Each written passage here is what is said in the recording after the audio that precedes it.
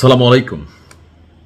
গতকালকে থেকে সারা বাংলাদেশে একটা আলোচিত টপিক ছিল, সেটা হচ্ছে আমাদের একজন শিক্ষিকা এবং একজন বিএনপি নেতার মধ্যে যেই হাতাহাতি মারামারির ঘটনাটি ঘটেছে। তো ইতিমধ্যে সেই বিএনপি নেতাকে বিএনপি বহিষ্কার করেছে এবং কি তার বিরুদ্ধে একটা মামলা ছিল কিন্তু পুরনো, আর এটাতে গ্রেপ্তারি পরোয়ানাও ছিল। যদিও এতদিন এই বিষয়টা নাড়াচাড়া খায় নাই, বাট এই ঘটনা ভাইরাল হবার পর ওই মামলাটা সামনে আসছে। পুলিশ এই মুহূর্তে বিএনপির নেতাকে খুঁজছে। বিএনপি তাকে বহিষ্কার যেহেতু করে দিয়েছে, সো আইনিভাবে সে আর কোনো প্রোটেকশন পাবে না, এখন সে পলাতক। তো যেই শিক্ষিকা এই ঘটনার শিকার হলেন, বা আমরা যে ভিডিও ফুটেজ দেখলাম, ঘটনার সাক্ষী, সবকিছুর পরে একটা জিনিস প্রমাণিত যে এই বিএনপি নেতারা যখন সেখানে গেলেন, কথোপকথন হলো চাঁদা নিয়ে বা বিভিন্ন বিষয় নিয়ে। প্রথম থাপ্পড়টা শিক্ষিকা কিন্তু দিয়ে বসছিলেন এই বিএনপি নেতাকে। তো এখন প্রশ্ন হচ্ছে, বিএনপি নেতা তো দৌড়ের উপর আছে, বাট একজন শিক্ষিকা হয়ে তিনিও যে একজন পুরুষের গায়ে হাত তুললেন, এটাও কিন্তু অপরাধ। এটা একজন শিক্ষকের কি বলা হয়, শ্লিষ্টতার বাহিরে। এখন এটা নিয়ে এই শিক্ষিকার আবার কপাল পড়ছে। আজকে রাজশাহীর দাউকান্দি সরকারি কলেজের সেই নারী শিক্ষিকা বা প্রদর্শক যিনি আছেন আলেয়া খাতুন হীরা, তাকে বরখাস্ত করা হয়েছে। তবে সাময়িক বরখাস্ত করা হয়েছে। এখন অধ্যক্ষের কার্যালয়ে বিএনপি নেতা বা বিএনপি কর্মী শাহাদাত আলীকে চর মারলেন কেন, এই চর মারার দায়ে তাকে সাময়িক বরখাস্ত করা হয়েছে। তো এই বিষয়টার দৃশ্যপট যদি আমরা দুইভাবে বিশ্লেষণ করি, বিএনপি নেতা যেমন চাঁদা চাইতে গিয়ে সেখানে অন্যায় করেছেন, আর এটার পানিশমেন্ট হিসাবে তিনি থাপ্পড়টাও কিন্তু খাইছেন, এরপরে কিল গুতা এগুলোও খাইছেন। এখন এই যে থাপ্পড় খাওয়ার পরে তিনি আবার মারলেন, সেটার জন্য কিন্তু বিএনপি তাকে কোনো প্রশ্রয় দেয় নাই।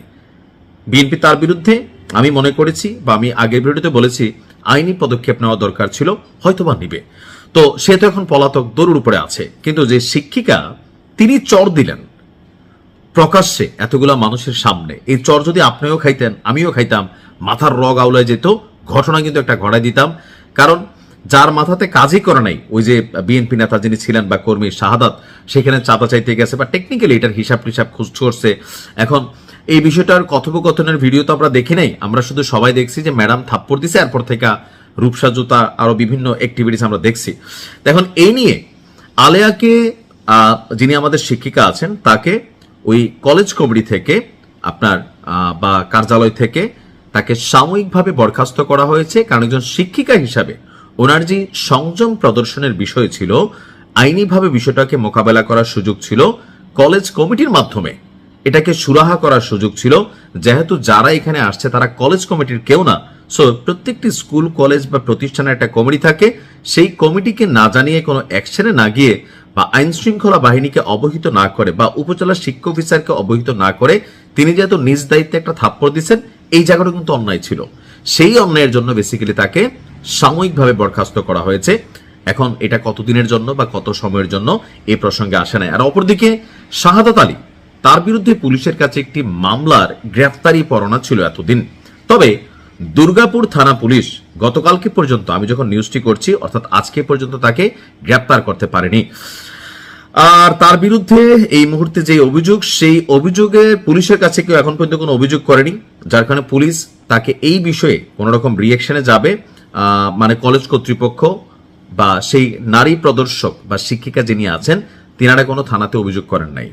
বাট ওই যে পুরোনো যে মামলার পরোয়ানা, যে গ্রেপ্তারি পরোয়ানা ছিল, এটার জন্য তাকে আসলে পুলিশ এই মুহূর্তে খুঁজছে।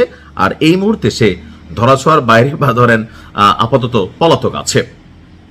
অপরদিকে বিএনপি নেতাকর্মীরা আপনার একটি সংবাদ সম্মেলন করেছেন। তারা অধ্যক্ষ এবং প্রদর্শককে 48 ঘন্টার মধ্যে কলেজ থেকে অপসারণের আলটিমেটাম দিয়েছেন।